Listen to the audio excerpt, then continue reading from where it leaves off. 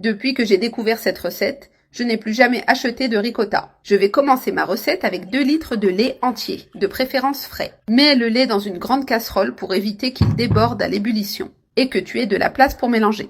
Maintenant, j'ajoute le 2e litre, complétant la quantité nécessaire à la préparation. Car nous allons préparer une recette incroyable, de celles qui surprennent par leur simplicité et leur goût. Une fois que c'est bouilli, j'éteins le feu pour passer à l'étape suivante. Maintenant, je vais ajouter 4 cuillères à soupe de vinaigre blanc.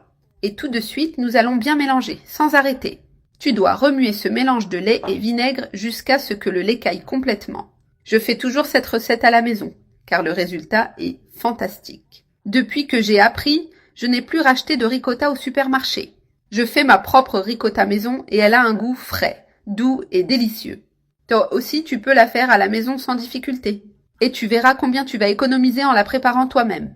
Et tu auras envie de la refaire plusieurs fois. Le secret ici est de bien mélanger pour que le vinaigre agisse uniformément. Ainsi, il se mélange complètement avec le lait et le fait cailler comme tu vois ici. Regarde comme la pâte se sépare déjà du petit lait. C'est exactement le point que nous cherchons. Maintenant que j'ai bien remué et que c'est à cette texture, je vais couvrir la casserole et la laisser reposer pendant 10 minutes. Les 10 minutes sont passées et le mélange est prêt à être égoutté. Nous allons maintenant séparer le petit lait à l'aide d'une passoire. Versons doucement pour ne pas perdre une partie de la pâte. Mets une passoire sur un bol et avec une spatule, presse doucement la pâte pour que le liquide restant s'écoule. Ce petit lait ne sera pas utilisé dans cette recette, donc tu peux le jeter. Nous allons seulement utiliser la partie solide, qui est notre base de ricotta. Mettons cette pâte dans le mixeur. Ajoute-la avec précaution, sans en laisser dans la passoire. Tu vas mettre toute la pâte obtenue après la séparation avec le vinaigre. J'ai déjà mis toute la pâte dans le mixeur. Maintenant, ajoute une pincée de sel, juste ce qu'il faut pour relever le goût sans trop saler.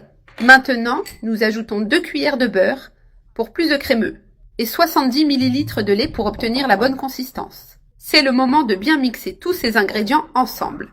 Voilà, tout est bien mixé avec une texture très crémeuse. Retirons le couvercle du mixeur avec précaution. Transférons maintenant la ricotta dans un récipient pour servir. Regarde comme c'est joli, avec une couleur et une texture incroyables. Mais tout dans un pot propre qui peut aussi aller au réfrigérateur. Depuis que j'ai appris, je ne l'ai plus jamais acheté. Je la prépare toujours à la maison. J'adore faire ma propre ricotta et toute la famille l'adore aussi. Regarde comme c'est beau, avec une texture douce et homogène. Et au toucher, c'est crémeux et fondant en bouche. Je suis vraiment tombée amoureuse de cette recette. Elle est excellente. Et maintenant, oui, le petit déjeuner est complet, savoureux et fait maison.